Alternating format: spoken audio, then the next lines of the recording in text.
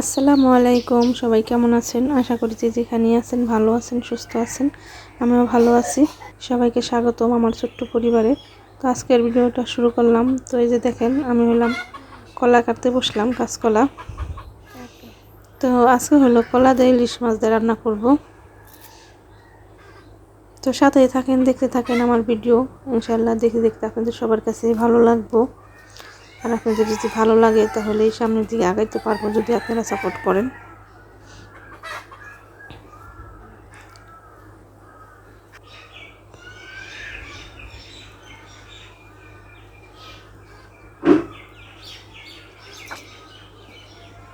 তো এই যে দেখেন, আমার কলা কাটা শেষ।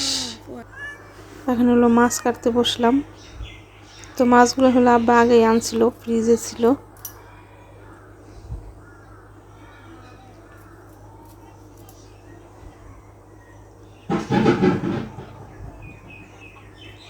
তো এই যে আমার মাছ কাটাও শেষ। আর আমি কলাগুলো একটু হলুদ দিয়ে ধুয়ে নিলাম, কারণ কালো হয়ে যায় কলা কাটলে পরে, জানেন আপনারা। তো এখন রান্না করব।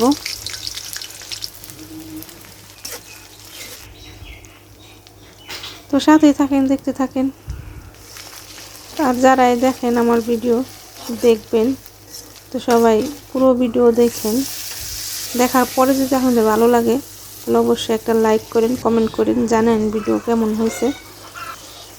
তো প্রথমে আমি এই যে মাছটার একটু করে নিব, কষায় নিব।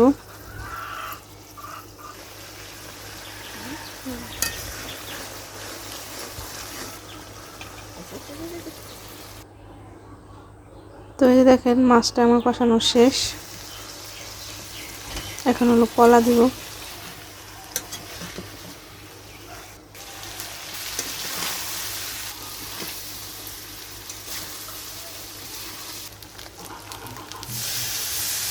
পানি দিয়ে দিলাম।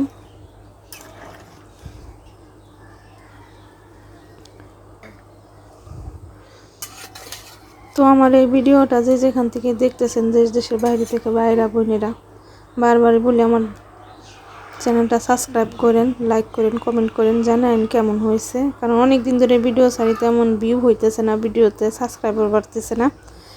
তো আপনারা যারাই দেখেন ভিডিওটা ফুল দেখেন। তো এই যে দেখেন, আমার তরকারি রান্না করা শেষ। তরকারিটা কিন্তু দেখতে অনেক সুন্দর হয়েছে। তো আমি খাইতে বসলাম। এই যে